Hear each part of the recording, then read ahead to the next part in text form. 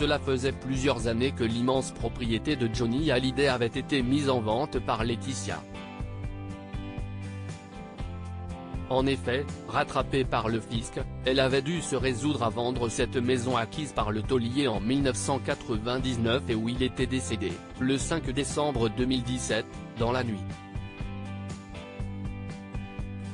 Mais il a été difficile de trouver acquéreur pour cette immense demeure rebaptisée la Savannah, même si plusieurs offres ont été formulées, dont une émanant d'un certain Pierre Reynaud. Pierre Reynaud prêt à acheter la maison de Johnny. Avant de se rétracter maintenant que la demeure de Johnny Hallyday a été vendue, CIST sans doute avec soulagement que Laetitia réalise que la Savannah a failli appartenir à l'homme d'affaires et marchand de biens, Pierre Reynaud.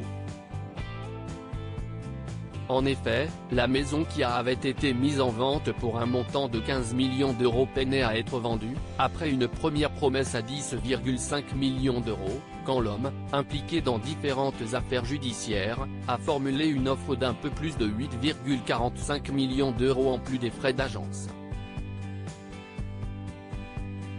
Mais cette transaction n'a pu aboutir.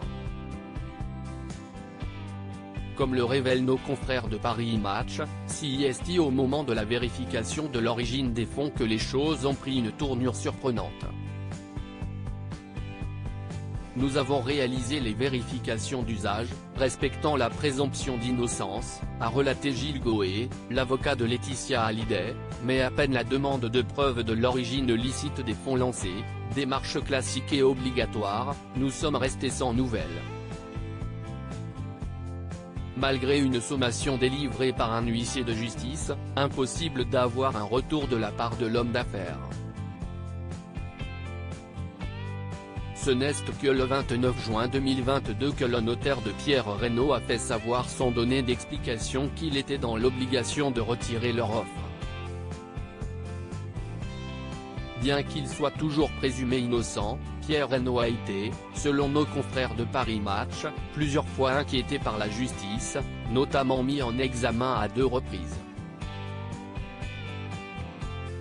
La première en 2021, dans l'affaire de subornation de témoins impliquant Ziad Takieddine suite à un article paru dans Match, et la seconde pour corruption de fonctionnaires étrangers, puisque toujours selon Match, on le soupçonne d'avoir versé des fonds pour faire sortir d'une prison libanaise Hannibal Kadhafi, fils de l'ancien dictateur libyen.